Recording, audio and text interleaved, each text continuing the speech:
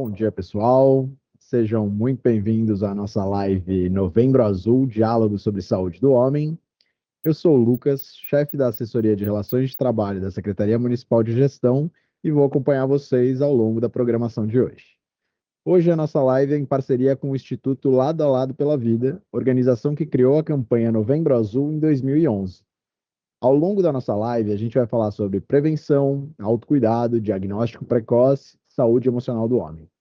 Aviso que o chat está liberado para perguntas e interações e que vamos ter um momento de dúvidas ao final das palestras, então, por favor, mandem suas mensagens por lá. Bora lá?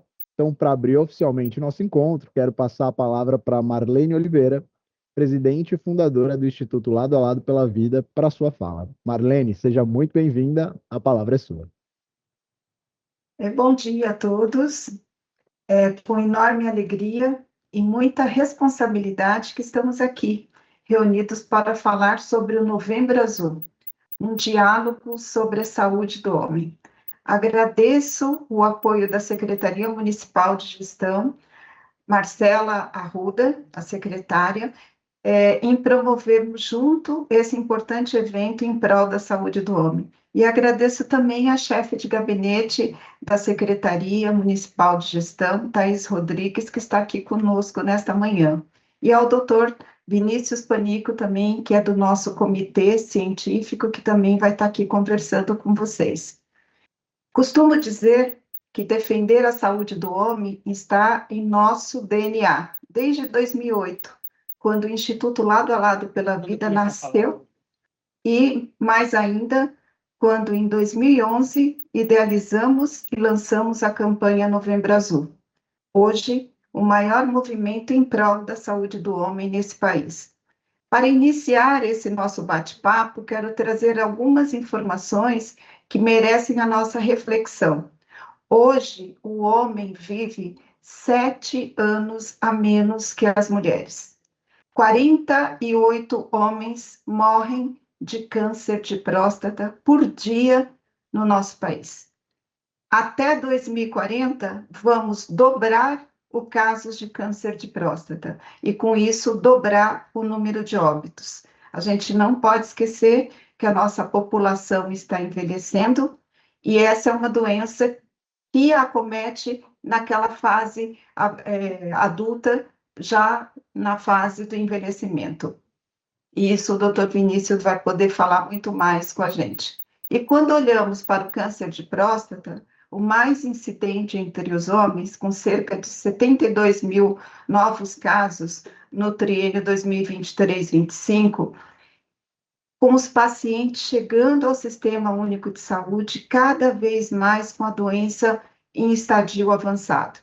Temos a clara certeza do quanto ainda precisa ser feito para melhorar o acesso dos homens ao cuidado.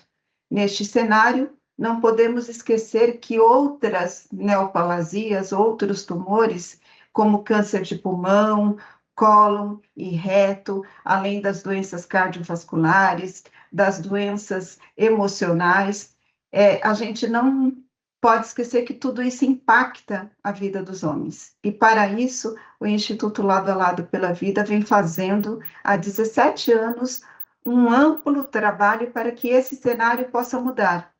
Este é o motivo de estarmos reunidos para que possamos abordar os impactos à saúde do homem e contribuir para que, com informação de qualidade, compartilhar dados importantes que tragam visibilidade aos desafios diários enfrentados pelos homens, quando o tema é cuidar da saúde integral. Quando falamos sobre câncer de próstata, é importante salientar a importância do diagnóstico precoce, pois quando descoberto no início, as chances de cura chegam a 90%. Outro ponto que não podemos deixar de abordar são os exames preventivos. E incluímos aqui o check-up cardiovascular, além das práticas de autocuidado físico e emocional, que impactam também os homens. E neste ponto, discutir a saúde do homem é por si só um imenso desafio, pois muitos são os gargalos enfrentados que passam muitas vezes pela baixa conscientização, acerca da própria saúde, das dificuldades enfrentadas para acessar a atenção primária, nos vazios assistenciais que podem dificultar um acesso mais rápido à saúde, e também pelo fato que apenas 62% dos homens brasileiros só procuram ajuda médica quando têm sintomas insuportáveis, segundo pesquisa realizada em 2021 pelo Instituto Lado a Lado pela Vida. E eu gostaria também aqui de ressaltar a importância das mulheres na saúde do homem. Nós sabemos que são as mulheres que muitas vezes agendam as consultas, são elas que acompanham os homens, são elas que cuidam da saúde dos homens, e o nosso maior desafio é fazer com que o homem seja o protagonista da sua saúde. E as mulheres, elas também passam a ter um papel mais de cuidar da sua saúde, né? A gente já tem tantos afazeres, mas a gente gosta das pessoas que estão perto da gente, por isso que a gente cuida. Por isso, o mote da nossa campanha de Novembro Azul de 2025 para todos os homens é: você tem muita vida pela frente, mas desde que se torne protagonista de sua saúde e lute pelos seus direitos. Queremos levar a mensagem de que há muito a comemorar, descobrir e construir no futuro com sua família, seus amigos e todos aqueles que você gosta, nos planos que você desenhou para si mesmo. A gente não pode perder isso de meta, né? A gente tem que cuidar da gente para a gente estar bem ao lado das pessoas. E aí eu queria deixar aqui uma mensagem que é: adoecer é tropeçar no inesperado. O paciente não escolheu ter um câncer, ele foi escolhido pela doença. Por isso, não podemos confinar o outro na doença dele, e sim dar a ele a oportunidade de caminhar melhor e navegar dentro do sistema de saúde de forma muito propositiva.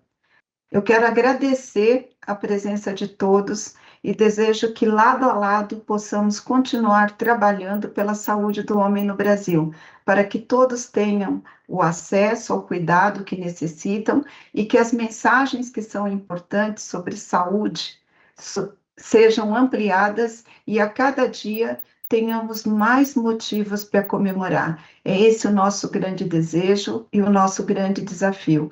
Muito obrigado por esse espaço e muito obrigado por essa parceria.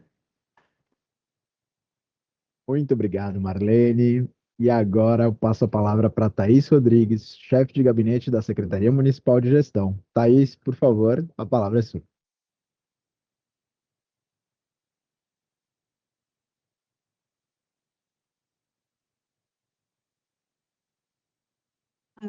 Estava assim com o microfone fechado, agora sim.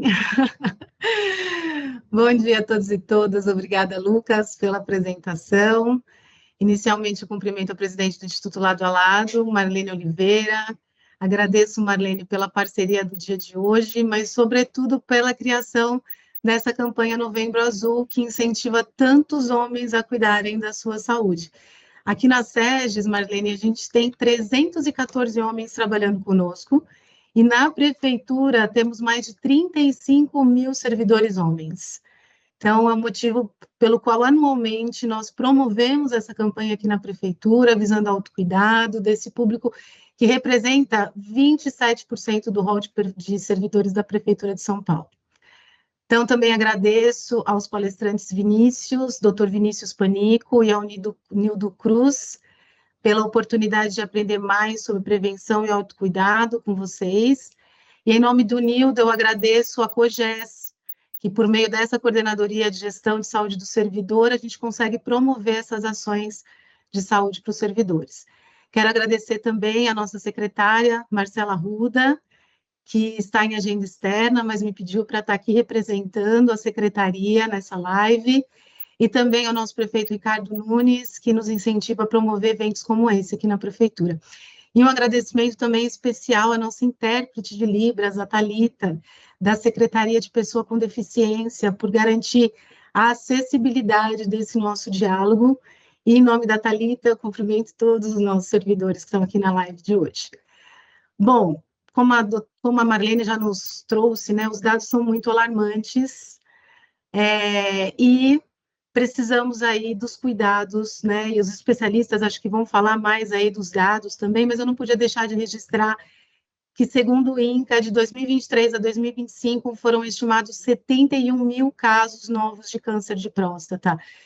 E é por isso que a gente está aqui hoje, porque a prevenção, né, Marlene, ainda é o melhor remédio. Então, seguindo o tema até do Instituto Lado a Lado, que traz a mensagem, né, você tem muita vida pela frente, eu hoje trago essa pergunta para todos que estão aqui, todos os homens que estão nos ouvindo, né, como você, e vendo também, como você quer cuidar dessa vida ao longo dos próximos anos? Acho que vocês não podem responder aí no chat, mas se vocês não quiserem responder, fica essa reflexão. De uma coisa a gente tem certeza, que é com prevenção e autocuidado, né, Marlene? Então, eu costumo dizer que o nosso maior projeto é a nossa vida, porque sem ela a gente não consegue realizar nada e com ela a gente consegue realizar tudo que a gente quer. Então, hoje, você, servidor, vai ter mais informações para cuidar desse bem tão precioso que é a vida, e eu tenho certeza que vão aprender a praticar o autocuidado, mais ainda, né, o autocuidado, e esse autocuidado vai fazer bem tanto para você, quanto também para as pessoas que te amam e que dependem da tua vida. A Marlene falou tão bem aí que as mulheres nos impulsionam os homens, né, ao autocuidado, mas também é papel de cada um também, né, ter ser protagonista mesmo da sua própria saúde. Então, eu espero que esse encontro, ele inspire cada um de vocês a ser esse protagonista da sua própria saúde. Obrigada a todos que estão aqui presentes, uma boa live. Muito obrigada. Com você, Lucas. Muito obrigado, Thaís. E agora, pessoal, seguimos com a nossa primeira palestra do dia. Para ela, eu convido o Dr. Vinícius Panico, urologista e cirurgião robótico, especialista em uro-oncologia pelo Instituto Lado a Lado pela Vida. Dr. Vinícius, a palavra é sua. Bom dia. Primeiramente, agradecer o convite, né? Eu sou o Dr. Vinícius, como mencionado, sou membro do Comitê Científico do Instituto Lado a Lado pela Vida, e estamos juntos aí, né, Marlene, já desde 2017, 2018, lado a lado, buscando trazer informação com cunho científico, a informação da forma mais pura, né, e relevante sobre a saúde do homem. Inicialmente, o Instituto Lado a Lado pela Vida vem com o Novembro Azul, que tinha como objetivo alertar sobre os cuidados e a prevenção do câncer de próstata, e hoje é uma campanha extremamente ampla, né, que fala sobre a saúde do homem de uma forma integral, né, desde a parte física como a parte psicológica também, né, toda a parte psicossocial e a saúde integral do homem. Então, hoje eu vou apresentar aqui para vocês um pouco sobre o câncer de próstata e outras doenças oncológicas do homem aí, dar uma pincelada sobre câncer de testículo e câncer de pênis também, que chama muita atenção no cenário oncológico.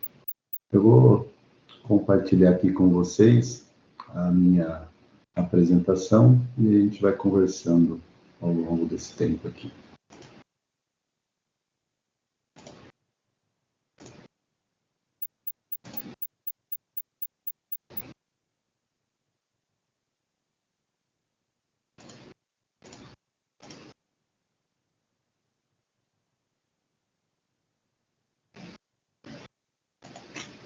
Vamos lá. Então, o tema é a saúde do homem, né?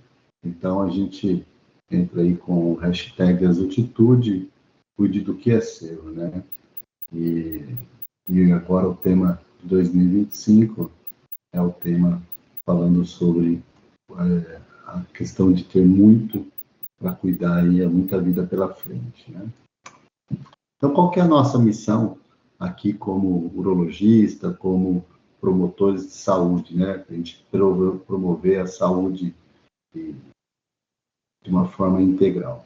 É promover a conscientização dos homens sobre o câncer de próstata, a necessidade dos exames preventivos além da orientação e da importância de um cuidar, né, da saúde de uma forma mais integral, com o objetivo de melhorar, né, a expectativa de vida, melhorar a qualidade com que o homem chega no final da vida, né, o envelhecer com mais qualidade, com mais saúde, né, de forma ampla, né.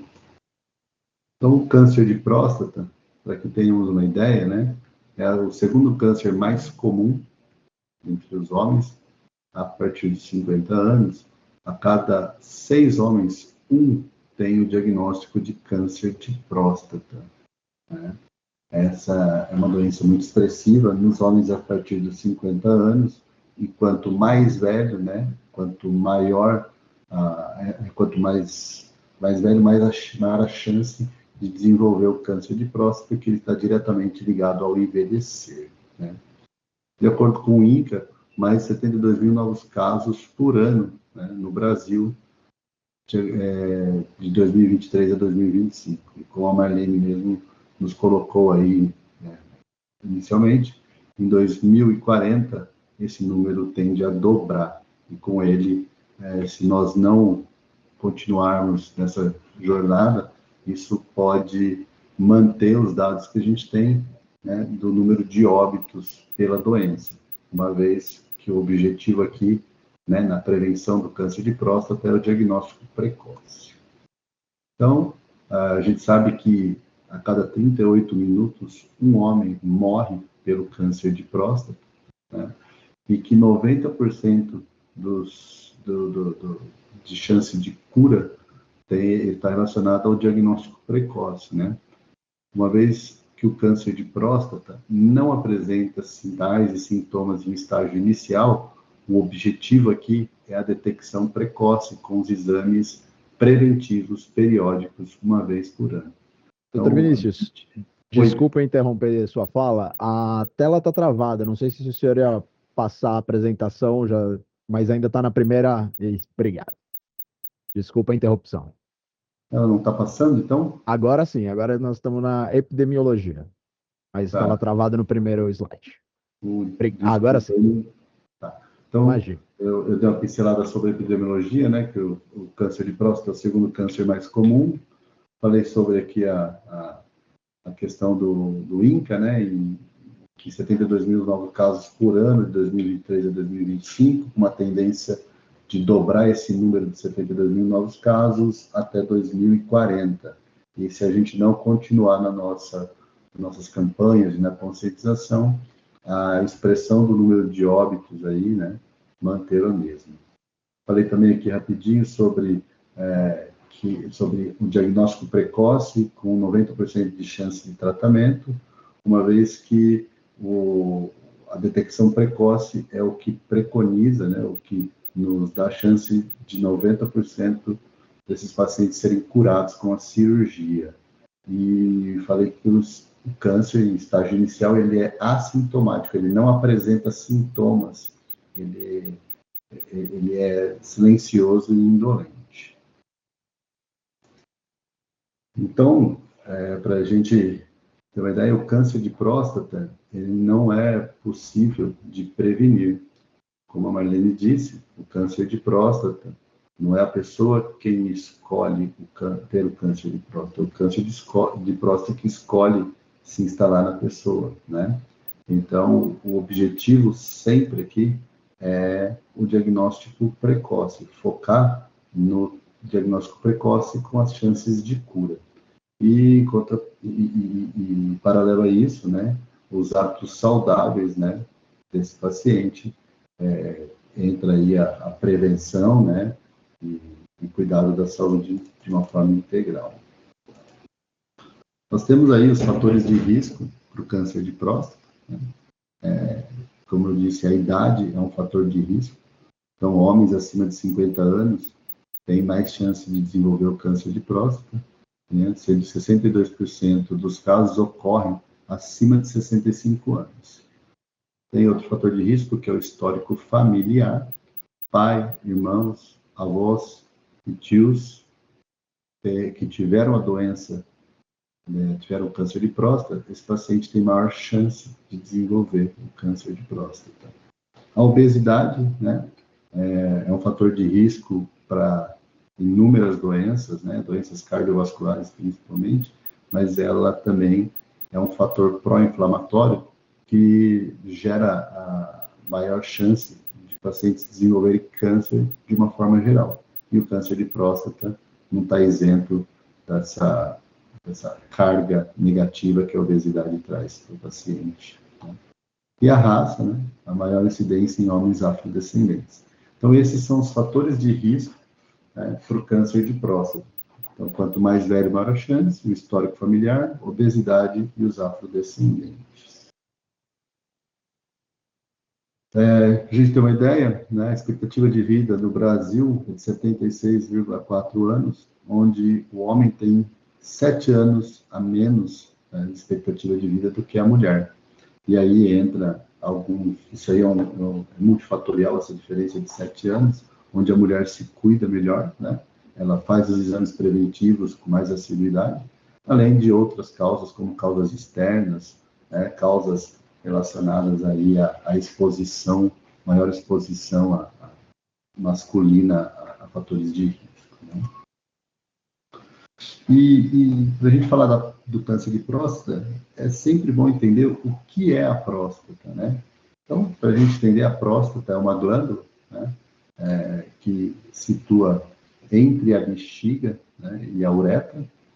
Ela tem em torno de 20 gramas no seu tamanho normal, formato de uma noz, né, e ela tem como função produzir parte do que o homem ejacula, facilitando o transporte de espermatozoide e propiciando aí a fecundação desse espermatozoide.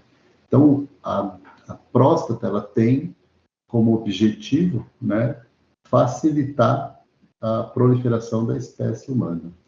Ela é uma glândula que faz parte do sistema reprodutor masculino.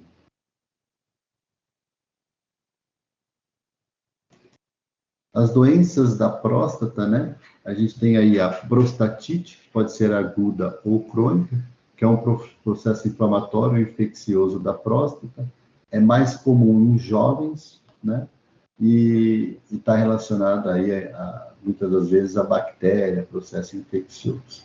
Nós temos aí a hiperplasia prostática benigna, que é o aumento benigno da próstata, e ela também, quanto mais velho, maior a chance de ter a hiperplasia prostática. Onde homens maiores de 50 anos, a cada 10 homens, 3 vai ter algum aumento da próstata, ocasionando algum sintoma, e acima de 70 anos, isso vai para 70%. A cada 10 homens, 7 vai ter algum comprometimento benigno da próstata. E aí, o câncer de próstata, que é uma multiplicação anormal de células da próstata, com maior velocidade, e aí acometimento oncológico, né, que pode pegar a próstata e as estruturas ao redor dela, uma proliferação mais rápida do que o normal das células. O câncer de próstata geralmente acomete a periferia da próstata, né, e como suspeita e acompanhamento para o diagnóstico, nós temos aí o exame do toque retal e o antígeno prostático específico, que é o PSA. Então, como a gente falou, os homens, os fatores de risco, a gente precisa mencionar que para o acompanhamento, né, homens com algum fator de risco devem iniciar esse acompanhamento aos 45 anos, e se ele não tiver nenhum fator de risco, aos 50. De uma forma geral, né, se você não desconhece o fator de risco, você não tem conhecimento sobre os fatores de risco, então, homens entre 40 e 45 anos que nunca passaram pelo urologista, é importante fazer sua primeira consulta aí nesse período, para que tenha as suas devidas orientações de como vai ser o segmento, né, qual é a periodicidade desse segmento e como que isso vai ser feito, né, com PSA, ultrassom de próstata, toque retal, né, anual, de 6 em 6 meses, isso vai depender dessa primeira avaliação com o urologista. Uma vez que a gente tem a suspeita do câncer de próstata, através da alteração do antígeno prostático específico ou do toque retal, né, a gente vai fazer um exame mais apurado que realmente vai chegar a esse diagnóstico. E por que a gente faz o toque retal para sentir a próstata? Porque 80%, né, dos tumores de próstata, eles se desenvolvem na periferia da próstata, nessa região aqui, né? E de uma forma indireta, através do toque retal, a gente consegue sentir a superfície dessa próstata, né? E com o treinamento que a gente recebe ao longo da carreira, a gente consegue identificar se tem uma alteração ou não que leva à suspeita desse câncer, né? E aí, através da suspeita, vai ser realizada a biópsia da próstata, né? A biópsia vai retirar alguns fragmentos dessa próstata, mandar para análise, para saber se tem proliferação anormal ou não, né, das células prostáticas. Através do ultrassom, né, transretal, a gente vai localizar essa próstata que vai guiar, né, a nossa biópsia. Hoje, a gente tem também, como arsenal diagnóstico terapêutico, aí, a ressonância magnética multiparamétrica de próstata, que ela é reservada para a gente evitar o paciente a ir para uma biópsia desnecessária. Então, os avanços tecnológicos, né, ele acompanha aí o avanço tecnológico de toda a parte mecânica, a parte científica aí, e a ressonância hoje ela consegue nos dar um direcionamento se esse paciente que tem uma alteração no toque ou uma alteração no PSA, se ele realmente vai precisar da biópsia. Uma vez que a biópsia, né, é um exame mais invasivo, né, ela tem ali uma porcentagem pequena, né, de aproximadamente 3% de complicação com sangramento ou infecção. Então, a gente hoje tem a ressonância magnética, que nos dá aí mais um arsenal, né, para evitar a biópsia desnecessária. E quem pode desenvolver o câncer, né? Então, como falado previamente, homens, né, quanto mais velho, maior a chance de desenvolver o câncer. Os afrodescendentes têm uma maior tendência a desenvolver o câncer mais jovem, por isso inicia o acompanhamento aos 45 anos. Quem tem histórico familiar de primeiro grau também precisa acompanhar mais cedo. A gente tem a idade, né, a carga genética, carga racial, se faz o consumo de gordura animal, né, a questão da obesidade, sedentarismo, tudo isso dá maior chance de desenvolver o câncer de próstata em um estágio, em uma idade mais precoce, né, mais cedo. E quando iniciar esse acompanhamento? Aos 45 anos, quando tiver algum fator de risco, certo? Ser afrodescendente, obeso, sedentário, um histórico familiar de primeiro grau, aos 50 anos, sem fatores de risco. Então, quem tem fator de risco aos 45, sem fator aos 50 anos. Na dúvida, procurar o urologista aos 40 anos e receber essas informações de como, né, e quando fazer todo o processo de prevenção, né? E o que é doença, né? O que o câncer de próstata pode trazer de sintomas? Importante falar que ele, em 95% dos casos, ele é assintomático, né? Ele não apresenta sintoma algum. E quando o câncer de próstata apresentar algum sintoma, a gente sabe que 95% das vezes ele vai estar avançado.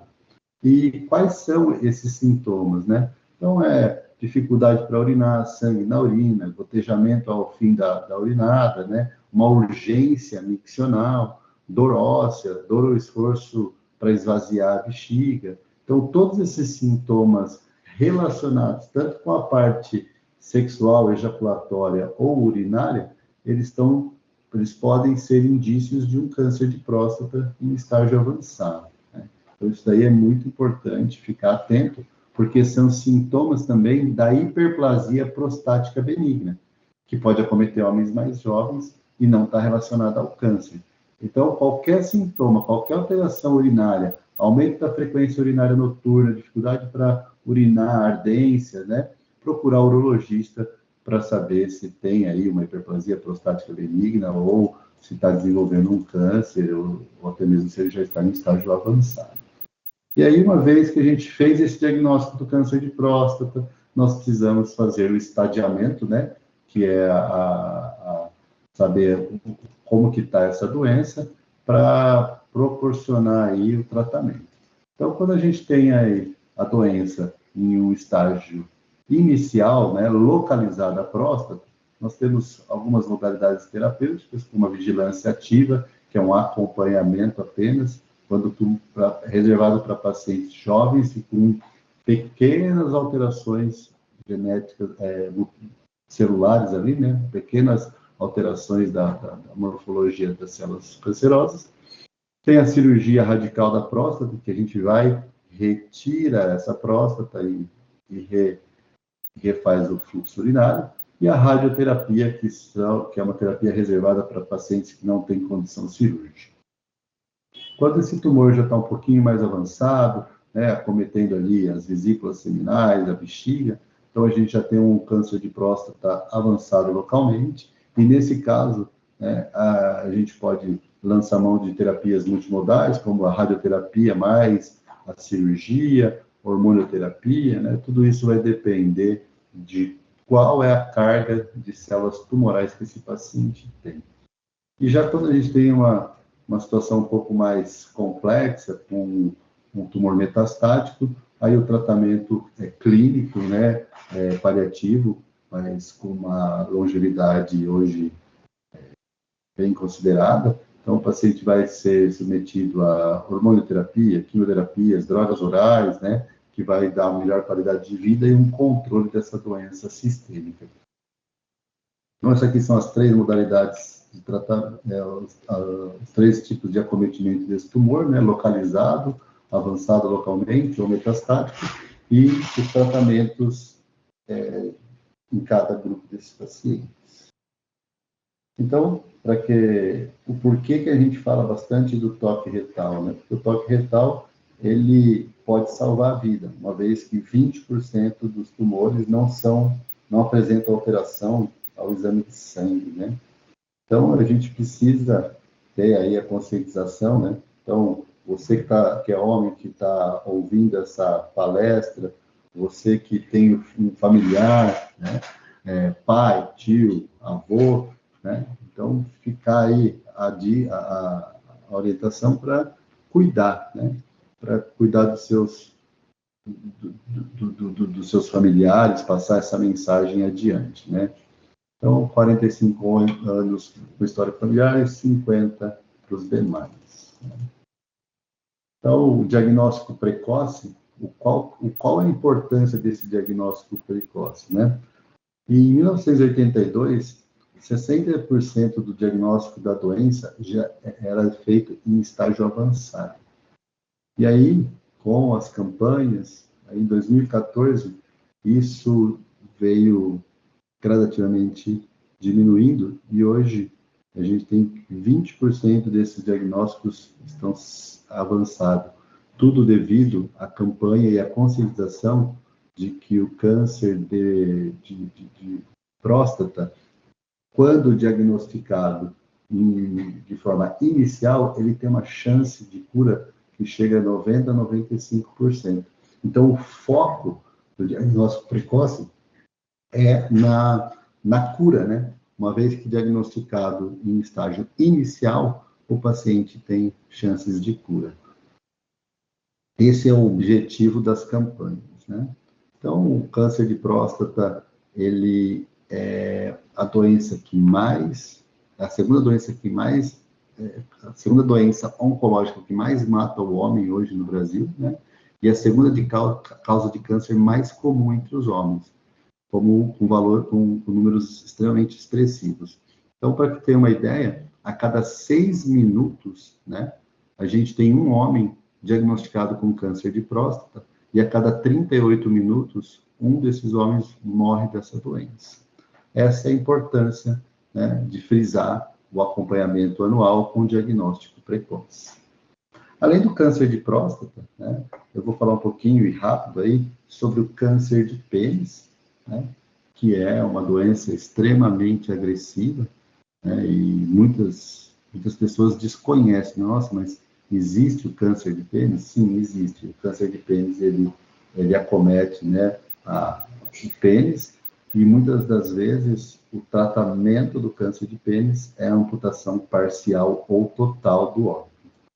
E o câncer de pênis, né, é um tipo de câncer que tem maior incidência entre homens acima de 50 anos, e pode acometer homens mais jovens, mas a faixa etária mais acometida é acima de 50 anos. E diferente do câncer de próstata, o câncer de pênis, ele é uma doença que a gente consegue prevenir com inibindo 3 fatores de risco que são extremamente simples, né? Então, é a higiene do pênis, a vacina contra o HPV, que é uma vacina que faz parte do calendário nacional de imunização, ela é inteiramente grátis pelo Sistema Único de Saúde, né, e que diminui aí o risco e a chance do paciente desenvolver o câncer de pênis. E a fimose, né? A fimose, que é a pele que recobre o pênis e que tem uma dificuldade de expor a glande, né, para a higienização. E aí a gente fala, né, mais higienização, mas será que existe gente que não lava o pênis? Quando a gente fala, né, de situações extremas, onde nem água potável para se beber tem, a higiene do pênis aí ela acaba ficando comprometida também, né? Então, a má higiene, infecção pelo HPV e fimose são fatores de risco que a gente consegue resolver aí de formas simples, né? Pela conscientização da higiene, a vacinação e os pacientes que têm fimose, essa cirurgia que retira aquela pele que recobre, né? Então, no Brasil, o câncer de pênis é mais comum nas regiões norte e nordeste, por conta das questões socioeconômicas e culturais, né? Ele representa 2% de todo tipo de câncer que atinge o homem. O diagnóstico precoce é fundamental para evitar a evolução desse tumor, né? E a amputação total ou parcial do pênis. E a gente tem dados aí do INCA que cerca de 1.600 homens precisam amputar de forma parcial ou total o pênis no Brasil por conta do câncer de pênis. Temos também aqui uma pinceladinha sobre o câncer de testículo, né, que acomete pacientes mais jovens, né? Então, ele corresponde a 5% de todos os casos de câncer entre os homens, com uma incidência na faixa etária entre 15 e 50 anos. Os fatores de risco é o histórico familiar, lesão traumática, exposição a agrotóxicos, né? Isso tudo leva ao aumento do risco do câncer de testículo. E aqui entra, né, assim como para as mulheres, né, o autoexame da mama, o autoexame do testículo. Então, é importante o homem, durante o banho, né, com água morna, o testículo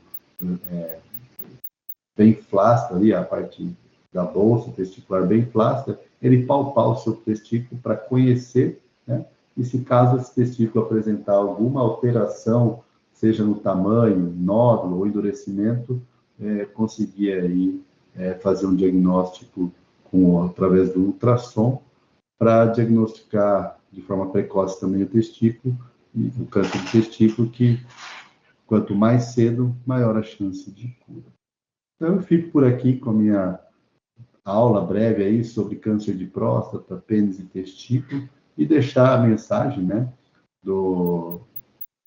em conjunto com o Instituto Lado a Lado pela Vida, né, sobre a necessidade, né, do homem se cuidar de uma forma integral e fazer o acompanhamento periódico, precoce aí, né, para evitar doenças em estágios avançados. Porque a melhor solução, né, o melhor cenário são os diagnósticos precoces, que só vai conseguir através do acompanhamento periódico aí, como prevenção, né? A gente sabe que a prevenção, né, como dito anteriormente, é o melhor remédio. Dr. Vinícius, muito obrigado pela sua contribuição tão importante. E agora nós seguimos com o nosso segundo convidado. Então eu chamo o Nildo Cruz, analista de saúde, enfermeiro da Coordenadoria de Gestão de Saúde do Servidor, a COGES, da Secretaria de Gestão. Nildo, por favor, a palavra é sua. Obrigado, Lucas. Bom dia a todos mais uma vez. Vou aqui compartilhar também a minha apresentação em breve. Voltou, né? Porque você... Mas você não sabe, tava... Doutor, acho que só tem que tirar o compartilhamento da tela.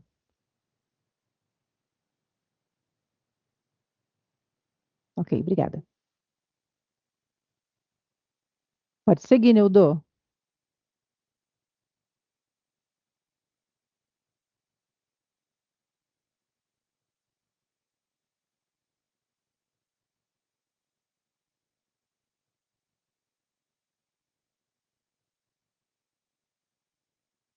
Nildo?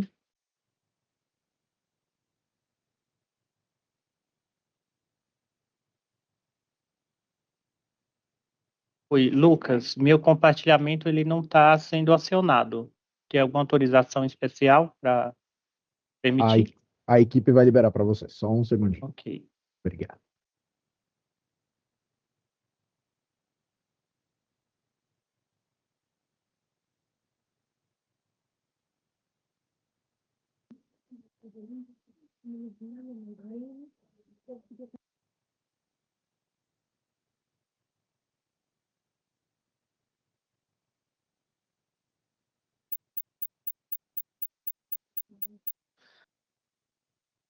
Um momentinho só que a gente está... Você não está conseguindo, né? Porque a gente já tornou você apresentador. Não está conseguindo? Tá. A gente vai fazer por aqui, então, tá bom?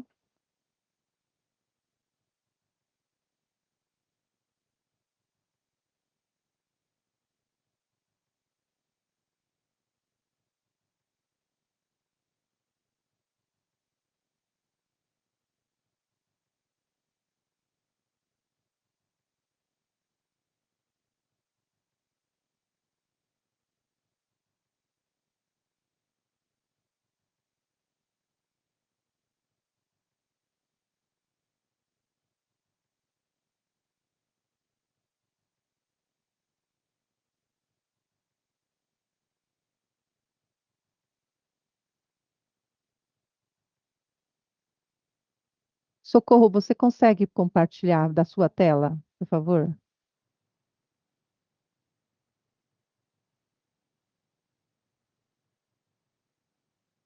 Só um momentinho, tá ok, gente?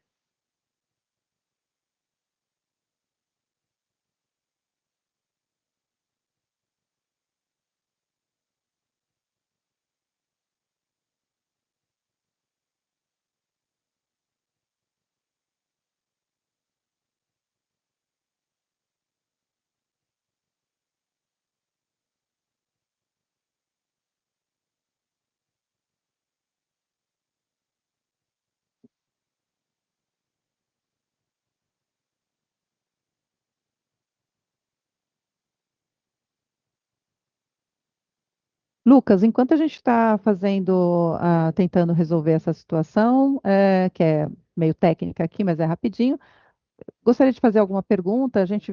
Nós vimos aqui que nós temos aqui no chat algumas perguntas. De repente, já passaríamos alguma pergunta para a doutora Marlene ou para o doutor. Pode ser? Maravilha, Roseli. Vamos nessa, então.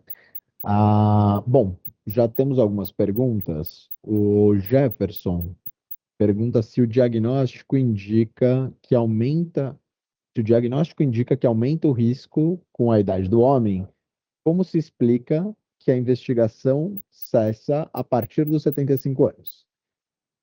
Então eu vou repetir porque talvez eu tenha agora. Então, se o diagnóstico indica que aumenta o risco com a idade do homem, como se explica que a investigação cessa a partir dos 75 anos? Vamos lá, eu vou explicar o que ele está se referindo aí, né? Algumas diretrizes, seja ela da Sociedade Brasileira de Urologia, Sociedade Norte-Americana e Europeia, né? Ela fala que o homem, quando chega aos 75 anos, sem o diagnóstico do câncer de próstata, ele não precisa mais dar sequência aí com exames de PSA e toque retal. Então, isso daí é dentro de um cenário onde o homem realmente faz seu acompanhamento de forma periódica e anual. E isso, ao chegar aos 75 anos, sem o diagnóstico de câncer de próstata, a gente sabe que pela expectativa de vida, ele não vai desenvolver o câncer dali em diante e isso não vai trazer prejuízo para a saúde dele no final da vida desse paciente. Então, não é o paciente que chegou ontem no meu consultório com 74 anos que eu vou deixar de acompanhá-lo a partir dos 75. Esse paciente é o paciente que acompanha desde os 45 ou 50 anos e que chega aos 75 sem esse diagnóstico. A gente sabe que ele é o paciente que não vai desenvolver o câncer aí a ponto de ter um prejuízo na sua saúde até os 85, 90 anos. Maravilha, doutor Vinícius. Muito obrigado pelo esclarecimento. O Jefferson também agradece. Roseli, agora que nós resolvemos a questão técnica, retomamos com o Nildo. Perfeito. Isso. Obrigada. Obrigada, doutor. Obrigado, doutor. Obrigado, Roseli. Nildo? Ok, pessoal. Bom dia novamente. Então, vamos continuar essa discussão de hoje, nessa manhã, aprofundando ainda mais e falar sobre a saúde emocional masculina, citando os estigmas, os desafios e os caminhos possíveis.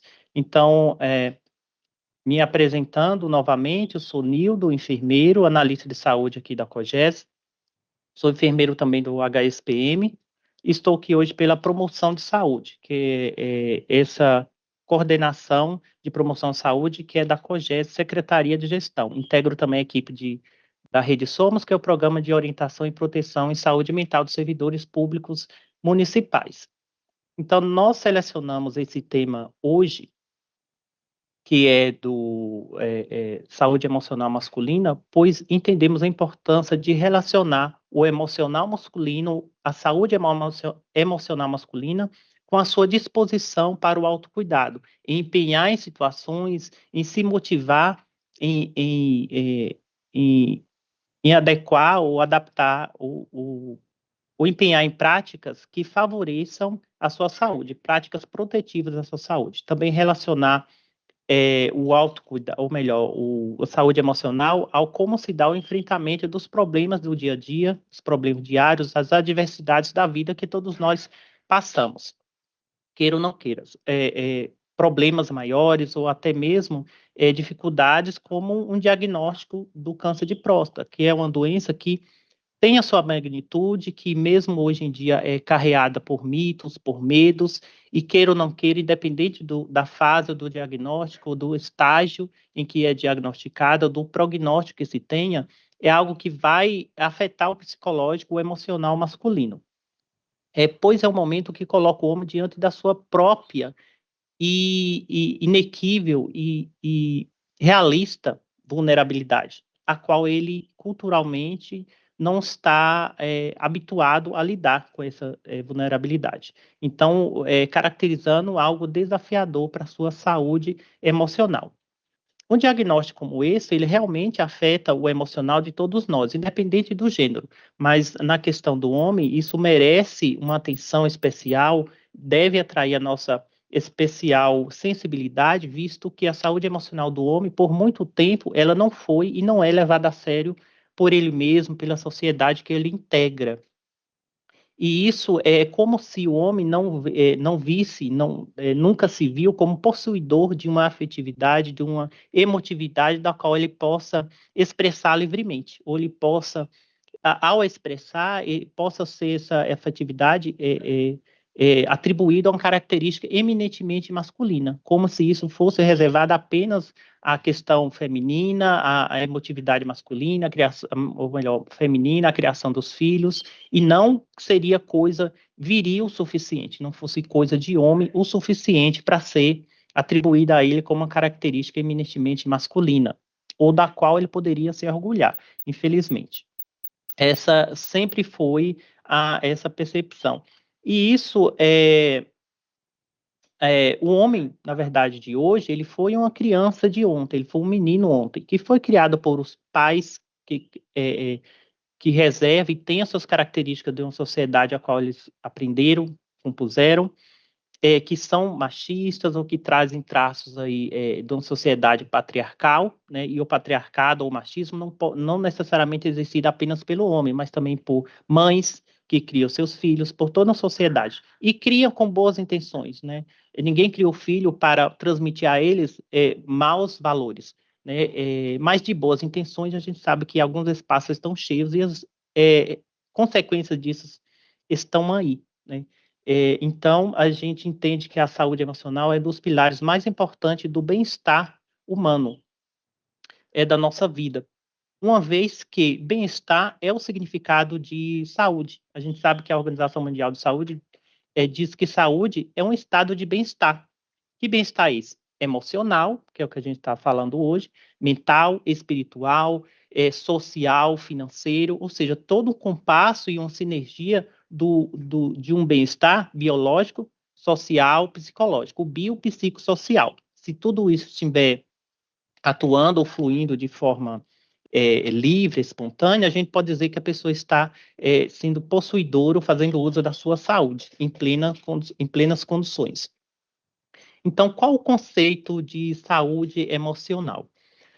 A saúde emocional, também tratada como equilíbrio emocional, ou inteligência emocional, ou ainda maturidade emocional, ela trata dessa habilidade de nós compreender as nossas emoções, entender o que se passa, o que é essa emoção, expressar essa emoção com equilíbrio e gerenciar também essas emoções. Então, a palavra aí é a forma equilibrada com que isso se dá. Então, não se trata também de mergulhar demais no sentimento, na emoção, ou mergulhar de menos. Mas, às vezes, inclusive, a expressividade exagerada de uma emoção pode significar uma questão também, um distúrbio, um transtorno afetivo, o transtorno de humor, e o embotamento, ou expressar de menos, também pode significar uma questão. Então, a saúde emocional não quer dizer que a pessoa expressa muito ou menos a emoção, mas de forma equilibrada. E a razão desse equilíbrio, a regra do equilíbrio, é que isso não traga ou não traga desajuste para si e para outros. Então, a saúde emocional vai além da ausência, ou melhor, além da presença de problemas psicológicos. Ela engloba a capacidade da gente lidar com as emoções, de enfrentar os desafios, de manter relacionamentos saudáveis, de conseguir lidar com as adversidades da vida, de adaptar-se às mudanças e manter uma perspectiva positiva, mesmo diante das dificuldades. Então, como a saúde emocional pode ser afetada? A saúde emocional masculina. E são várias questões, né? Fatores que afetam. Fatores biológicos, psicológicos, sociais, as pressões culturais, né? Por uma performance, por uma postura, por um papel, o marido ideal, o esposo, o chefe de casa, o chefe da família, o provedor, né?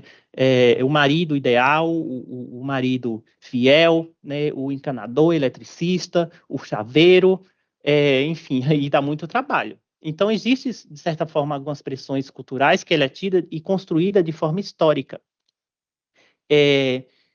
Então, o objetivo também não é elencar quem é o culpado, né? Mas isso acontece e aconteceu ao longo da sociedade, né? Como eu disse, com as melhores das intenções, né? E esses padrões são passados adiante. Estresse financeiro e profissional, então o homem, por ser tido como o provedor, ele, quando essa questão financeira é afetada, o seu emocional também é abalado, porque na sociedade atual, a forma de que adquirir a sua subsistência é através da questão profissional e financeira, né? Já que não se pode simplesmente sair para caçar ou pescar. Então, outra questão que afeta o emocional são problemas de relacionamento. A gente costuma dizer que não afeta, que não, a gente não é afetado, mas sim, e às vezes em consequências maiores, em um grau maior.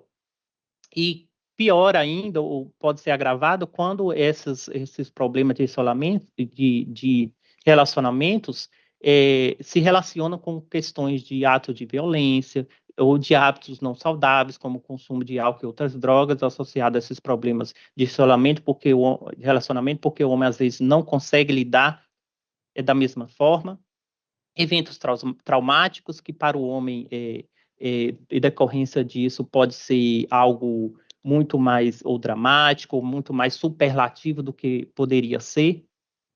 Fatores biológicos, o avançar da idade, a questão da andropausa, da queda hormonal, da massa muscular que é alterada, questões físicas, é uma barba que fica branca, é um cabelo que começa a cair. Então, tudo isso afeta, sim, o emocional masculino. O homem ainda é apegado à questão física, na questão visual.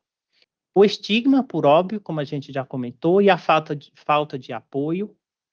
Muitas vezes, não é para fazer um comparativo, mas as mulheres costumam falar mais dos seus problemas, né, quando enturmadas, como quando sai para alguma situação, o salão de beleza, ou alguma situação, mesmo no trabalho, quando você vai comentar, ele fala do seu dia a dia, da sua vida. O homem, como vai para um bar, o que tem ali? Um som alto de sertanejo, né, e bebe, e quando fala de alguma coisa, ele fala de outros assuntos, né?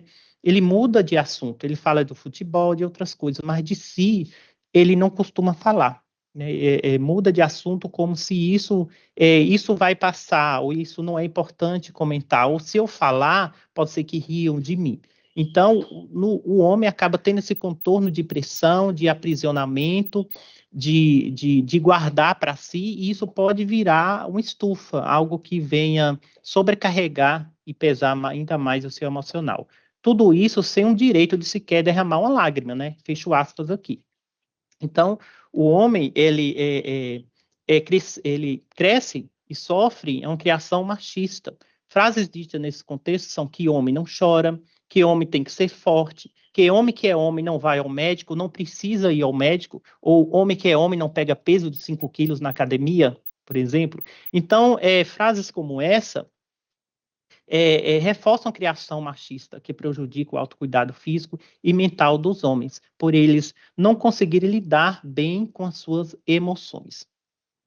Então, por não poderem mostrar essa fragilidade, muitos homens não procuram tratamento médico ou psicológico, ou não procuram a tempo, ou quando procuram, já estão em fases mais avançadas da história natural da doença, onde a condução, o diagnóstico, o prognóstico podem ser mais complicados. Ou quando procuram ainda, já estão em graves crises, seja de ansiedade, depressão, ou em atos de violência. Então, mais de 70% da procura por atendimento psicológico são feitos por mulheres.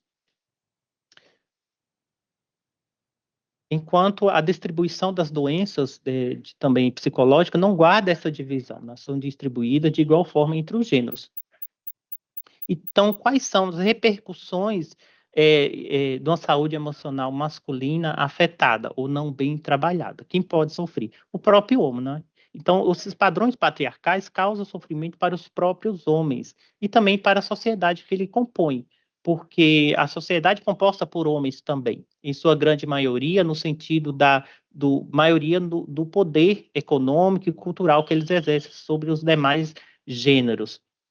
Então, o homem tem mais atribuído a ele o que tenha mais vínculo com a violência, principalmente pelo campo da cultura. Então, como assim? Seria o que ele aprende. Então, ele seria mais violento porque ele aprendeu a ser assim. Então, o homem mais violento, pois não é estimulado a agir de outra maneira. Não há um investimento no homem desde o seu nascimento para que ele possa elaborar melhor sua linguagem. Né? Então, o homem que não pode se expressar, ou não pode falar de sentimento, ele briga para se expressar.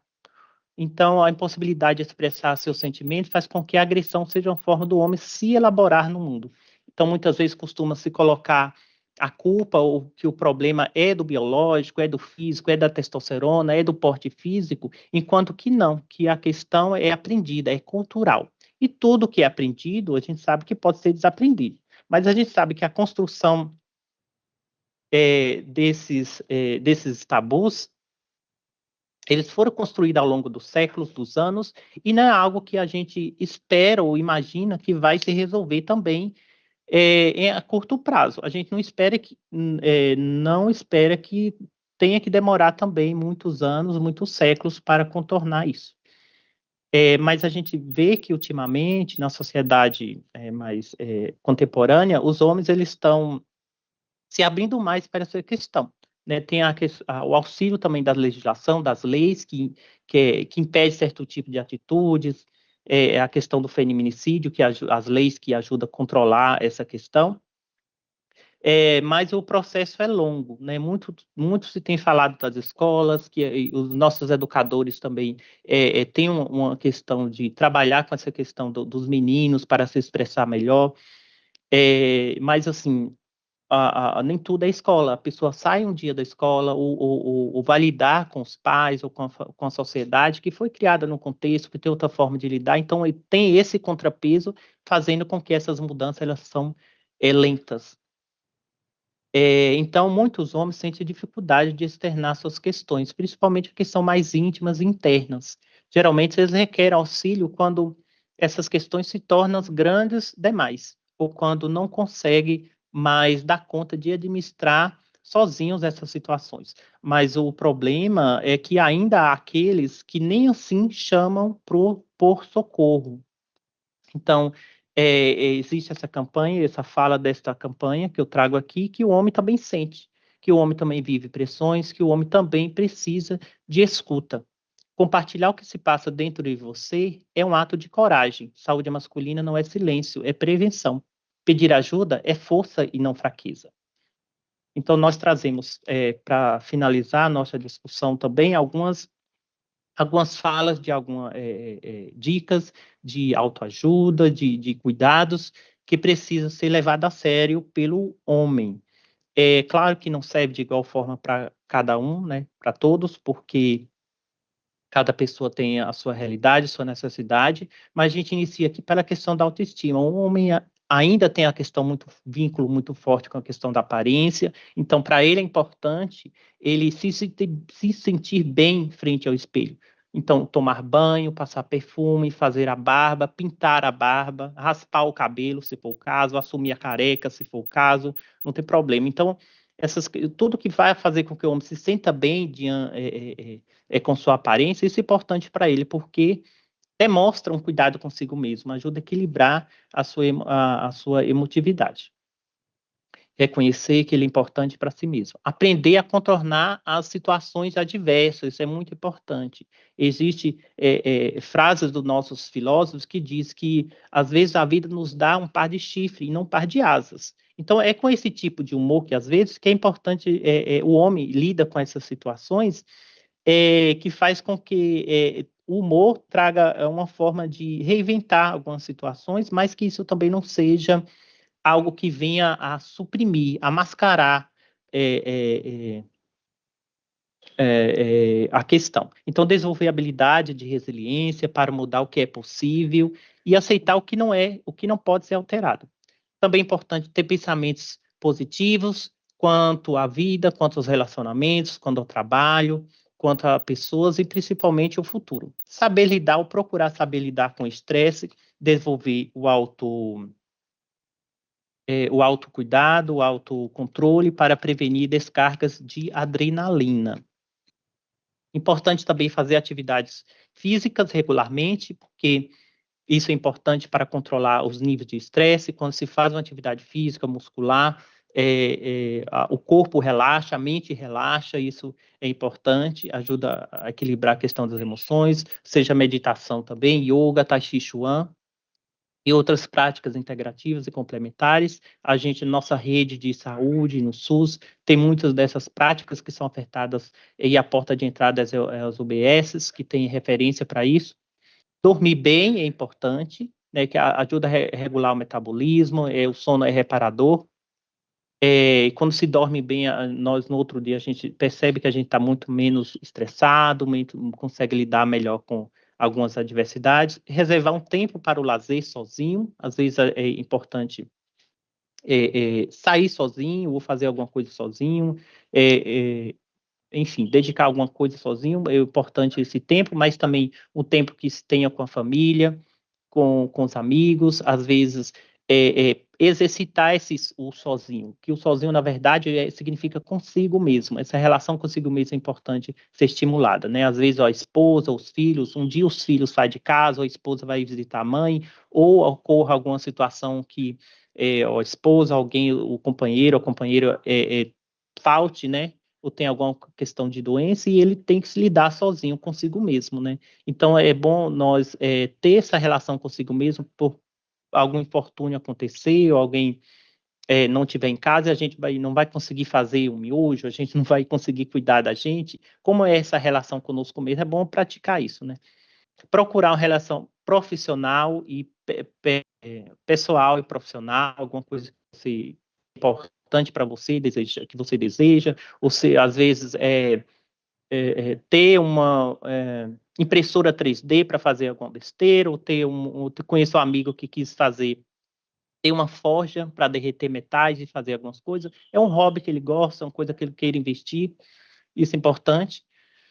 Afastar-se ou lidar melhor com os relacionamentos, evitar relacionamentos tóxicos e abusivos, ou trabalhar isso de melhor forma, procurar ajuda para enfrentar, diálogo, ou ajuda profissional, se for o caso, fazer cursos para desenvolver habilidades, quando a pessoa é mais capacitada, ele lida melhor com aquela atividade, né? Ele vai ficar menos estressado para exercer, se não sabe mexer no Excel, às vezes fazer um curso, alguma coisa, já faz com que ele fique mais tranquilo, peça menos ajuda para mexer naquela tecnologia, e ele se acalma, né? A pessoa consegue lidar melhor com isso ao ter mais habilidade.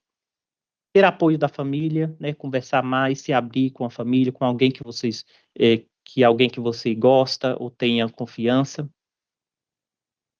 sobre os problemas e as atitudes ou decisões ou ações que irá tomar perante a vida, tomar as medicações prescritas pelos médicos em caso de tratamento de alguma doença, é importante aderir ao tratamento, seja qual for, e adquirir informações livres e esclarecidas a respeito da sua própria saúde ou doença, se tem enfrentando alguma questão, tire as dúvidas com o seu médico, com quem você trata, para saber sobre o diagnóstico, o prognóstico, o que pode ser feito, quais são as perspectivas, de forma clara, e assim a pessoa consegue ficar mais tranquilo perante o diagnóstico. Atuar como voluntário em uma causa ou instituição, se isso é importante para você, então é algo interessante. Buscar uma religião ou crença para sustentar a sua espiritualidade, que às vezes pode ser importante para a pessoa. Buscar ajuda profissional, né? Profissionais capacitados como psicólogos ou psiquiatras quando não se sentir bem. Então, naturalizar essa questão de apoio psicológico, de ajuda. Ou às vezes às vezes só de falar mais, ou se abrir, ou ter uma pessoa a quem possa falar, às vezes não necessariamente psicólogo, às vezes só o ato de falar, de expor as suas angústias, o seu modo de pensar, enfim, faz com que isso é algo acalentador, porque às vezes uma ideia, quando ela está incomodando na nossa mente, está mexendo com o nosso emocional, ao nós falarmos, algo que está tumultuado, né, uma linha tortuosa de pensamento, ao falar, essa linha sai retificada, porque você vai argumentar, vai colocar seu ponto de vista, e isso é algo que era ruim, ou adoecedor, ou atuado, para você, de repente, ao você falar e expor, isso se torna mais simples, né? E algo que era um problema, depois ele continua, mas você não vê como um problema. E a resolução pode vir em outro momento. Então, a gente traz aqui também, nesse finalzinho, para a gente refletir através de um poema muito importante que nós temos na nossa literatura brasileira. Não é da Clarice Lispector, não é do Leonardo Boff, nem do Leandro Carnal ou Cartola, mas que traga uma reflexão importante que eu queria compartilhar para vocês hoje. É do nosso querido e saudoso Pablo, mais conhecido como Pablo da Rocha. Ele traz aqui nesse poema a seguinte fala: você foi a culpada desse amor se acabar. Você quem destruiu a minha vida. Você me machucou meu coração, me fez chorar e me deixou num beco sem saída. Estou indo embora agora. Por favor, não implora, porque o homem não chora. Estou indo embora. Por favor, não implora, porque o homem não chora. A mala já está lá fora, porque o homem não chora. E aqui o autor, ele se contradiz, como a gente vê. Porque na frase, na estrofe anterior, ele traz que você machucou meu coração, me fez chorar. Logo, ele assume que ela o fez chorar. Então, ou seja, homem chora sim. Então, a mensagem que fica hoje não é necessariamente se o homem chora, ou se o homem não chora, ou se o homem pode chorar ou não pode chorar, mas que o homem é também um ser humano, né? E como um ser humano, o que é a humanidade? A humanidade é a nossa capacidade de sentir, né? De se emocionar. Então, quando a gente diz que alguém foi muito humano comigo, ou tratou com humanidade, significa que eu fui capaz de ter sensibilidade, de ter empatia, de ter sentimento. E é isso que não faz, o que faz a gente ser gente, é sentir. Então, enfim, o ser humano, independente do gênero, todos temos os mesmos sentimentos e emoções. Portanto, precisamos reconhecer e também saber pedir ajuda. Então, nesse Novembro Azul, o que fica, a mensagem é que do autocuidado, que o homem não é apenas uma próstata ambulante com um bigodinho ali enfeitado, que deve ser lembrado apenas no novembro, mas que um ser complexo, que tem dotado as suas complexidades, tem suas necessidades e que tem o direito de chorar também, tem o direito de sentir, mas também de sorrir, ou seja, de se emocionar e viver, experimentar as emoções com equilíbrio e por muito tempo, né, com uma vida longa, com qualidade. Muito obrigada pela atenção de vocês. A gente encerra a nossa apresentação de hoje. Hildo, muito obrigado por essa fala tão importante e necessária. E agora, pessoal, nós abrimos o espaço para as perguntas, então mandem suas dúvidas pelo chat, tanto no Teams quanto no YouTube, e nós já coletamos algumas que vocês já fizeram, então vamos ler aqui e direcionar aos palestrantes. Algumas perguntas talvez sejam mais direcionadas ao Dr. Vinícius, outras ao Nildo, e algumas a ambos. Então, dando início, quantos dias pode-se esperar é considerado seguro para fazer a cirurgia de câncer de próstata sem metástase? E aí, eu não sei se é Gleason 9 ou Gleason 9. Essa é para o doutor Vinícius. Vamos lá. É Gleason 9, né? Que é o grau de atipia dessas células, né? A gente espera aí em torno de 45 dias até essa próstata ter um depois da biópsia sofre um processo inflamatório cicatricial ali, né? Então a gente espera em torno de 45 dias para melhorar esse processo inflamatório, nunca excedendo, né, 60 a 90 dias da biópsia, tá? Uma vez que é uma atipia aí de alto grau, né, no Gleason 9, né? Então é um tumor um pouco mais agressivo do ponto de vista de atipia celular, então a gente tem que ter ser mais ágil aí em operar esse paciente. Mas a gente espera em torno de 60 dias do diagnóstico aí, uma média bem considerada aí de segurança para operar esse paciente sem progressão dessa doença. É importante a gente falar, né, que o câncer de próstata, ele é considerado uma doença indolente. Ela tem um crescimento lento, né, e sem causar sintomas. Por isso, operar esse paciente entre 60 e 90 dias do diagnóstico não vai alterar aí o prognóstico, né, como ele vai ficar e não vai ter uma progressão dessa doença nesse período. Muito obrigado, doutor Vinícius. Agora nós temos uma pergunta que pode ser direcionada aos dois. Quais sinais ou sintomas simples os homens costumam ignorar no dia a dia, mas que deveriam servir de alerta para buscar um médico? Ou, enfim, seja um médico psicológico, né, uma coisa, um psiquiatra, ou um médico mesmo de saúde física. Então, quais sinais ou sintomas simples os homens costumam ignorar no dia a dia, mas que deveriam servir de alerta para buscar um médico? Pode, Nildo, se você quiser começar a responder com essa, e depois a gente passa para o Dr. Vinícius. Pensando também na saúde psicológica. Nildo, está nos ouvindo? Dr. Vinícius, se quiser. Bom, perfeito. Nildo. Ok, assim, a gente. Aqui o microfone. A gente sabe que a próstata ela participa do canal urológico masculino, então muitos sintomas que estão relacionados também à questão urológica podem se apresentar aí. A ideia é que nós não esperamos também aparecimento dos sintomas para procurar um médico. A ideia do rastreamento é justamente a gente rastrear antes de aparecer alguma situação, né?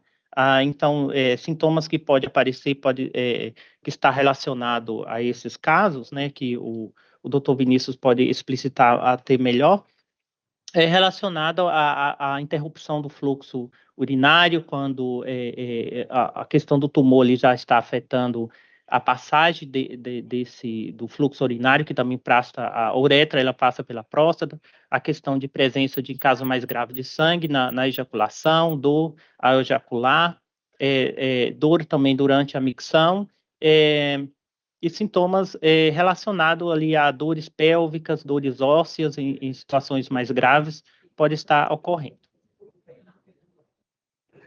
Obrigado, Nildo. Dr. Vinícius?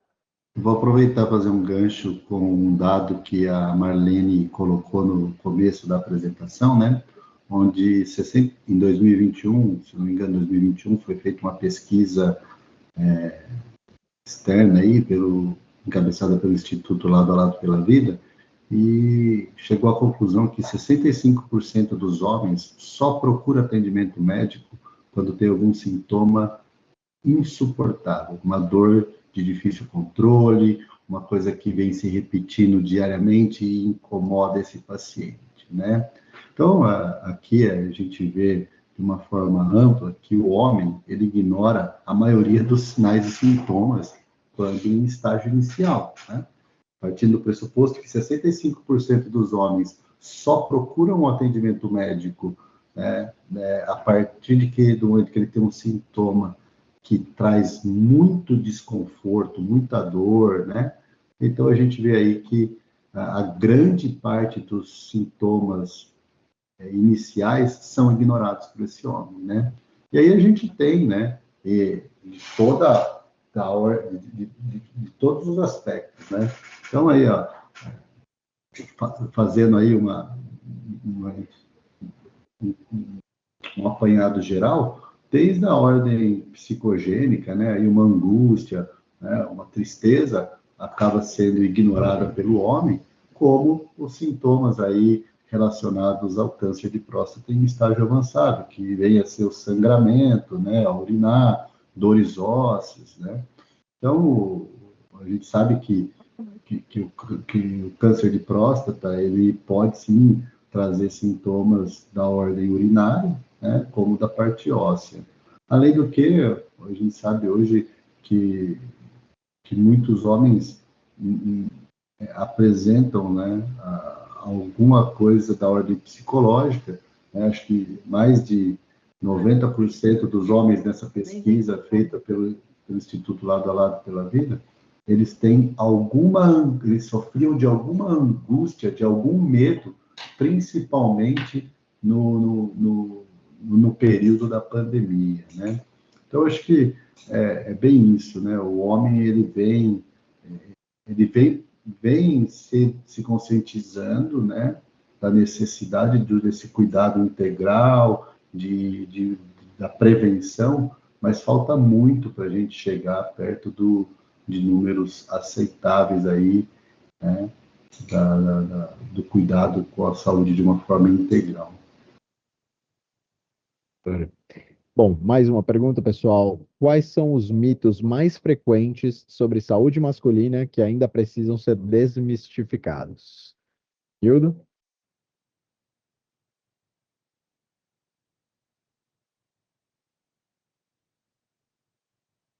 Então, a gente percebe que, por essa tradição ou cultura, questão cultural e estigmas, tem algo que rodeia muito a questão do homem ser tido como super-herói, a síndrome do super-herói, aquele que não pode demonstrar, que não pode sentir, ou que não pode se emocionar, ou que não pode demonstrar fragilidade ou sensibilidade, ou uma certa emotividade. Então, quando o homem é exposto diante dessa vulnerabilidade, ele acaba se retraindo, evitando demonstrar uma fragilidade e a qual ele possa ser julgado.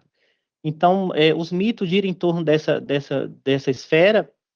Então, o homem ele não se vê possuidor de expressar essa questão. Então, ao lidar com isso, ele acaba se sentindo agredido ou julgado. E não é culpa dele também. Como a gente viu, o homem cresce numa sociedade, num contexto que acaba o moldando assim. É pela questão cultural que acaba ocorrendo. Então, a gente percebe que também mudança nesse aspecto também pode ser lentas porém graduais. A gente vê que atualmente esses mitos ainda estão caindo por terra, estamos num processo, mas que o homem precisa cada vez mais se conscientizar, de se perceber, né, de encarar a sua inevitável vulnerabilidade que ele possui. Né? O verdadeiro super-herói mesmo é aquele que consiga lidar com os vilões da sua própria saúde, do seu próprio bem-estar. E isso traduz que ele é ser humano, que ele é igual a todo mundo, né? Independente do gênero. Né? E lidar consigo mesmo, essa percepção, ideia de si mesmo como sendo vulnerável e vulnerável, é o que faz com que retarda o homem encarar suas vulnerabilidades, né? Só o fato de imaginar que eu possa descobrir alguma coisa que vai me expor, que vai me ameaçar, eu evito procurar, né? Isso é importante a gente falar sobre isso. Muito obrigado, Nildo. Doutor Vinícius, gostaria de complementar? Microfone. Eu acho que em questão de Novembro Azul e câncer de próstata aí, né, tem muito tabu e muita coisa em cima do toque retal, né? E tudo isso por essas questões culturais, machistas aí, né? Então, eu acho que não precisa ter esses mitos de que vai ser mais ou menos homem por conta de um exame ali que dura em torno de 10 segundos, é indolor e que pode salvar a vida desse paciente, né, com o diagnóstico precoce. Acho que, pelo que eu entendi, tem um pouco desse teor aí nessa pergunta, né? Posso estar enganado, mas acho que é uma das coisas que quem perguntou queria saber aí, né? Então, a gente vem desmistificando isso daí do toque retal, né? Nem todo paciente vai ser submetido ao toque retal em todas as consultas, né? É aquilo que eu falei lá quando me perguntaram sobre os 75 anos deixar de fazer a prevenção, né? Se é um paciente que vem todo ano no consultório, tem a sua assiduidade ali nos seus cuidados, esse paciente eu tenho um conhecimento, né, da linha de base do PSA desse paciente, é um paciente que provavelmente vai ser submetido ao toque retal com maior espaçamento de tempo aí, porque a gente que trabalha com câncer de próstata, né, que vê isso todos os dias, a gente consegue ter ferramentas para estratificar o paciente que vai ser submetido a esse exame, né?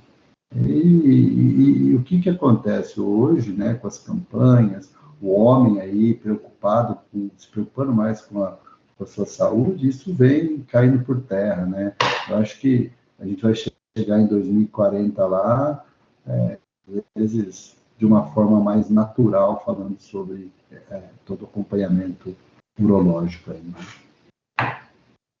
Maravilha, maravilha. Muito obrigado aos dois. A próxima pergunta o acompanhamento pelo exame do PSA é suficiente para a prevenção? Doutor Vinícius? O PSA de forma isolada, né, não é o suficiente. É aquilo que eu falo, né? A gente não trata exame, a gente trata paciente. Então, o PSA ele só é uma ferramenta, né, para o diagnóstico precoce, né? O paciente pode ou não ser submetido aí a ultrassom, ressonância, o toque retal, mas o PSA de forma isolada, né, e avaliado muitas vezes por quem não tem o diferencial que tem o urologista, né? Isso a gente vê na prática médica, que um clínico geral, alguns outros especialistas acabam pedindo esse PSA, e a taxa de normalidade do PSA ele é de 0 a 4, né? O número que sai ali no exame. Mas sabemos que o PSA, que 20% dos pacientes que têm câncer de próstata apresentam um PSA dentro da normalidade. Então, só o PSA isolado, sem uma avaliação criteriosa, não é o suficiente para descartar que esse paciente não tem um câncer de próstata em desenvolvimento ali, né? Tem uma pergunta que eu acho que vai na mesma linha. Em que momento o exame denominado toque retal é recomendado e qual é a eficácia do PSA? O PSA, se a gente vê aí que 20% dos pacientes têm um PSA normal, mas desenvolvem o câncer de próstata, a eficácia desse PSA ela chega a 80% aí dos diagnósticos precoces quando acompanhada a sua alteração, né? O momento, geralmente na minha prática clínica, né, o paciente que tem um histórico familiar de câncer de próstata, chegou pela primeira vez no meu consultório aos 45 anos, ele vai ser submetido ao toque retal, com certeza, né, como uma das ferramentas para o melhor acompanhamento e diagnóstico precoce, tá? Uma vez que esse paciente tem o maior risco de desenvolver um câncer de próstata aí numa faixa etária mais nova, né, um paciente mais novo, a gente vai submeter esse paciente ao toque retal. Muitas das vezes, sempre, na minha prática clínica, eu peço os exames laboratoriais, um ultrassom, né, para saber também o tamanho dessa próstata, e aí, no retorno, eu converso com o paciente, eu faço a introdução da possível necessidade desse exame, que é o toque retal, e quando ele retorna com os exames, né, eu realizo o toque. Hoje, né, é raro o paciente que se recusa a realizar o toque retal, né?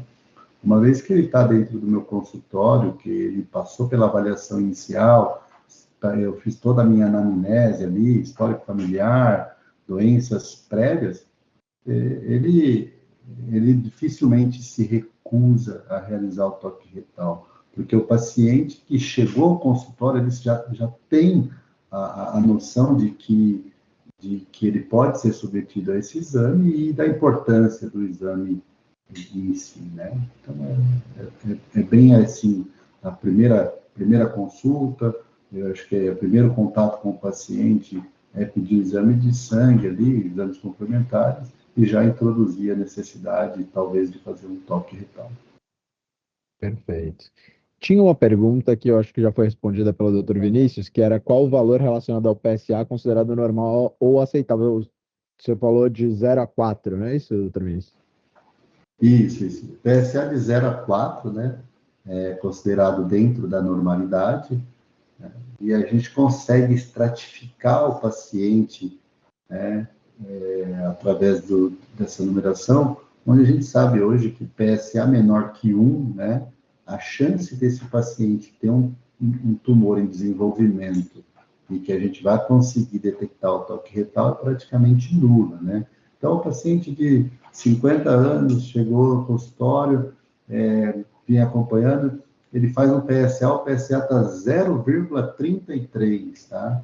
Esse é um paciente que eu tranquilamente consigo repetir esse exame em 6 meses sem submeter ele a um toque retal e fazer esse acompanhamento, né? Por isso que eu sempre digo, né, o paciente dentro do consultório do urologista e que tem um acompanhamento, que tem uma linha, né, hoje a gente tem várias subespecialidades, várias áreas de atuações dentro da urologia, né?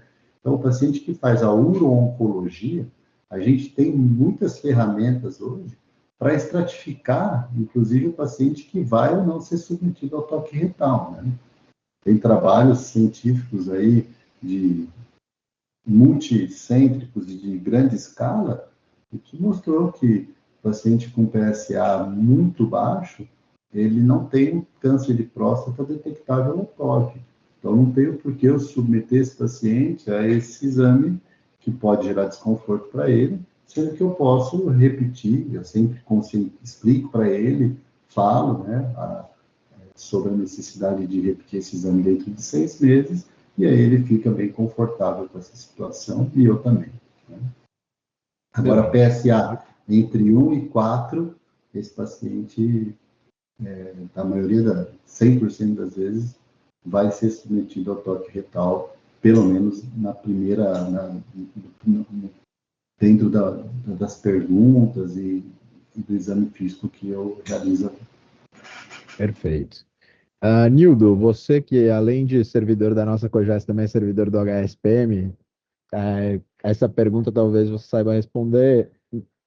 Alguém pergunta se no HSPM já se faz cirurgia robótica para CA próstata. Eu não sei o que é CA maiúsculo, então talvez vocês saibam me responder. Mas se já faz essa cirurgia robótica. Câncer de próstata, CA de próstata, né? Eu atuo lá na área de internação noturna, acaba que eu não tenho muito contato com essas rotinas de tratamento ambulatório. Eu já vi um médico lá em um curso falando que está em vias de adquirir um aparelho junto com o pessoal que a gente tem residência também, o programa de residência, para fazer cirurgias robóticas. Não sei a que pé anda, né? Tem questão legais, licitação, enfim. Mas não posso também confirmar. Obrigado, Nildo. Temos mais uma aqui. Para uma pessoa saudável que sempre pratica esportes e faz boa alimentação e controla seu peso, mesmo após 50 anos, precisa fazer o toque retal?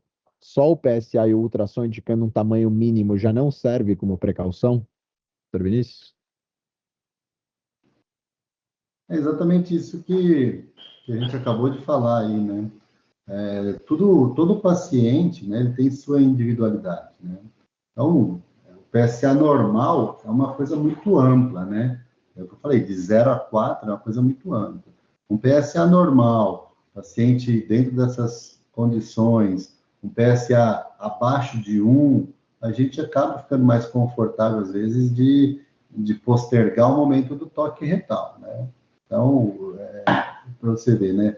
Muitas das perguntas ficam em torno do toque retal, a gente sempre volta para a questão do toque retal, né? Porque isso ainda é um tabu dentro do cuidado da saúde do homem, né?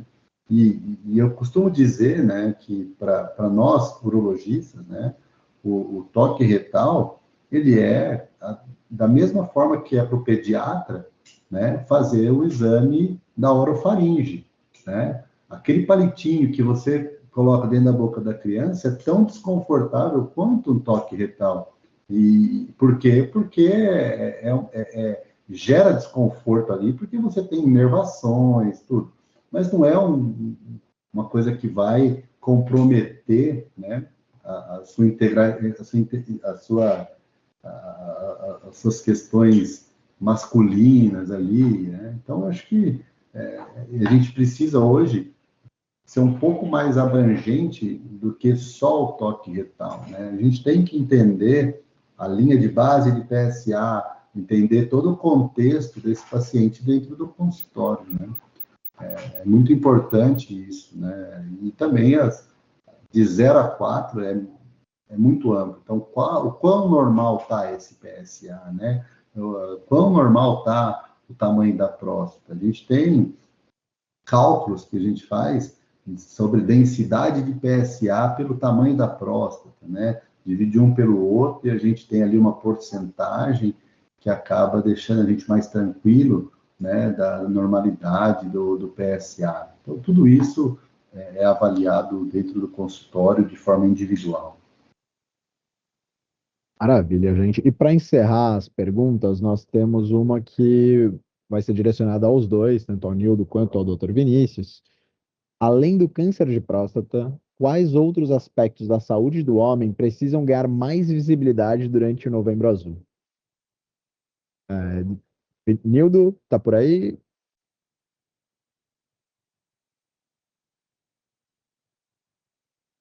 Bom, a saúde do homem, como a gente já comentou nas nossas falas, ele não é só a próstata, né? Como a gente falou. Tudo relacionado à saúde, claro que a saúde da questão urológica está mais em foco nesse período.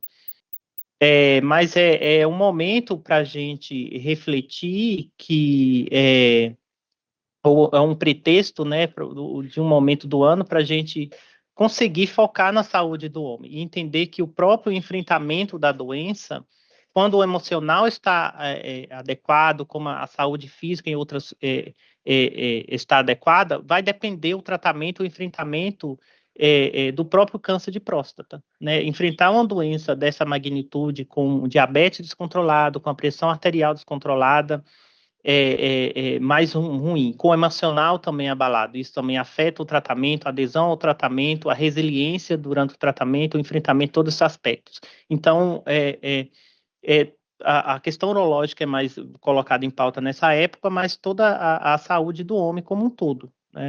Toda aquela questão que a gente falou, biopsicossocial, precisa ser trabalhado.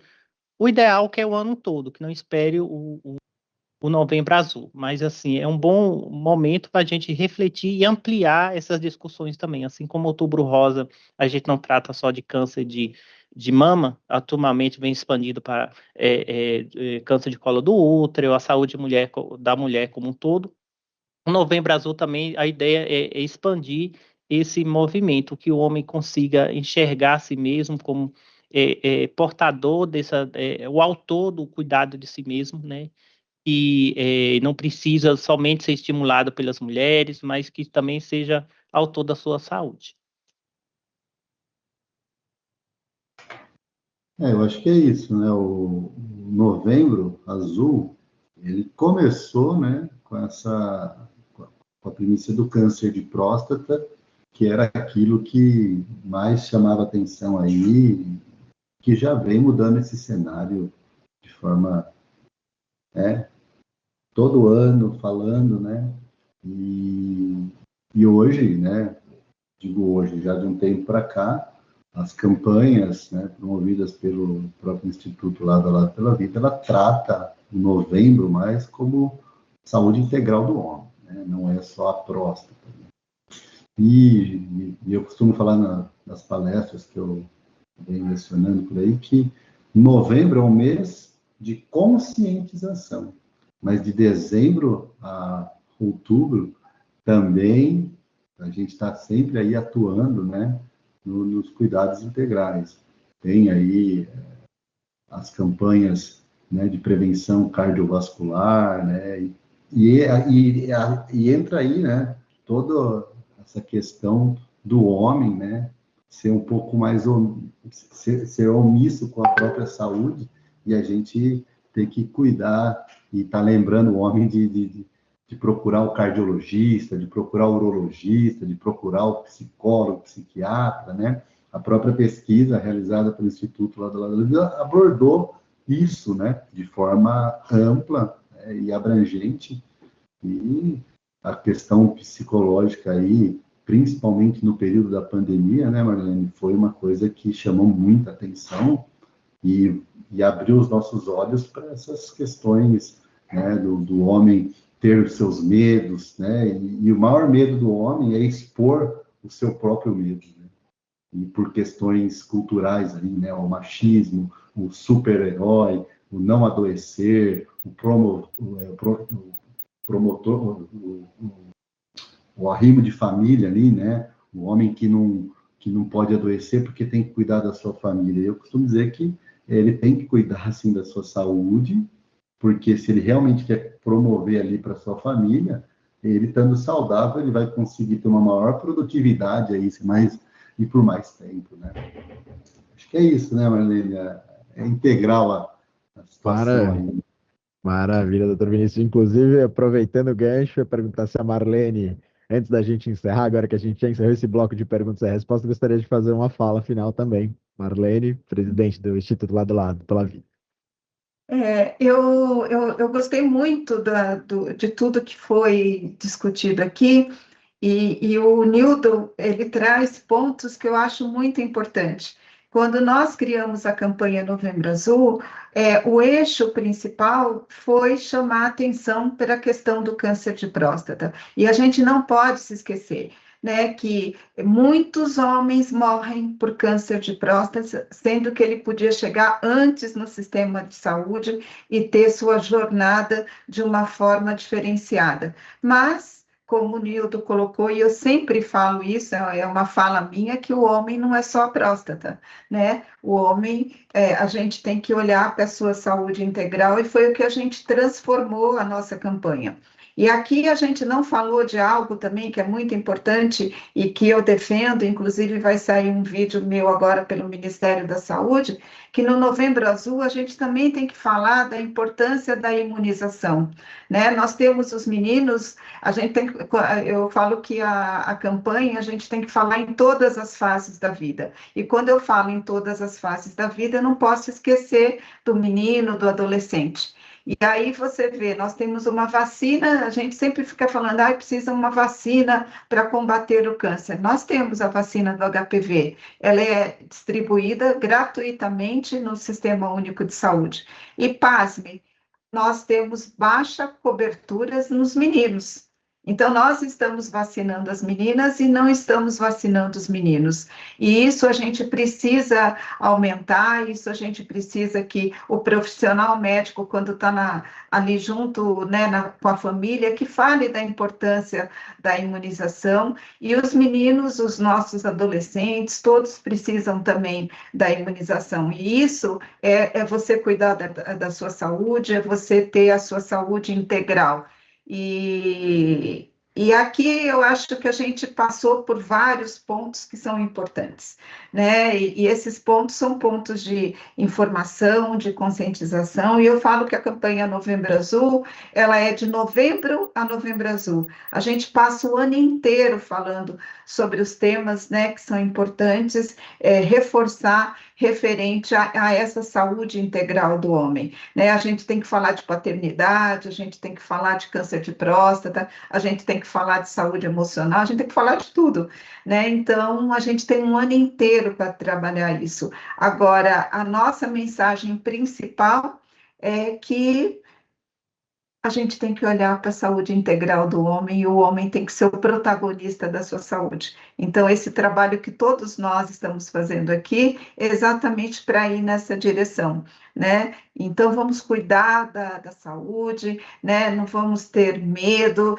vamos ser mais seguros, mais firmes, e não tenha medo de pedir ajuda. Não é feio, né? Você não deixa de ser homem por você precisar de pedir ajuda. Nós estamos aqui, está todo o sistema de saúde aí, preparado para acolher, receber e cuidar desse homem. Eu agradeço muito, fiquei muito feliz de participar aqui, estou muito feliz com o trabalho que a Prefeitura de São Paulo tem feito, né, na Secretaria Municipal de Saúde, e essas mensagens que o Nildo traz, ela é muito importante, a gente não pode esquecer, ela tem que fazer parte do nosso dia a dia. Muito obrigada e estou à disposição. A hora que vocês precisarem, conte com o Instituto Lado a Lado pela Vida.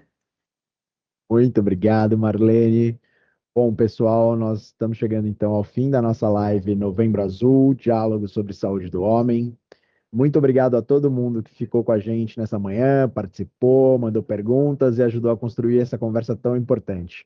Aproveitar para externar nossa solidariedade ao Maurício, que relatou no início da live ter sido diagnosticado com câncer de próstata agressivo esse mês, que está aguardando tratamento e cirurgia. Agradeço novamente ao Dr. Vinícius e ao Nildo pelas falas super esclarecedoras, a Marlene pelas suas falas na abertura e agora no encerramento, e também a Thaís Rodrigues, nosso chefe de gabinete, pela abertura, e ao Instituto Lado a Lado pela Vida por esta parceria que tornou esse encontro possível. Bom, que tudo que a gente ouviu hoje, então, inspire cada um de nós a cuidar melhor da própria saúde, a incentivar quem está por perto e principalmente a manter esse assunto vivo no dia a dia, né? Que a gente leve esse diálogo para o trabalho, para casa, para as nossas relações, quebrando tabus, apoiando quem precisa e criando uma rotina de cuidado e de autocuidado. No fim das contas, a saúde do homem é um tema de todos nós. Então, obrigado pela presença, pessoal. Tenham um ótimo dia e até a próxima. Muito obrigado.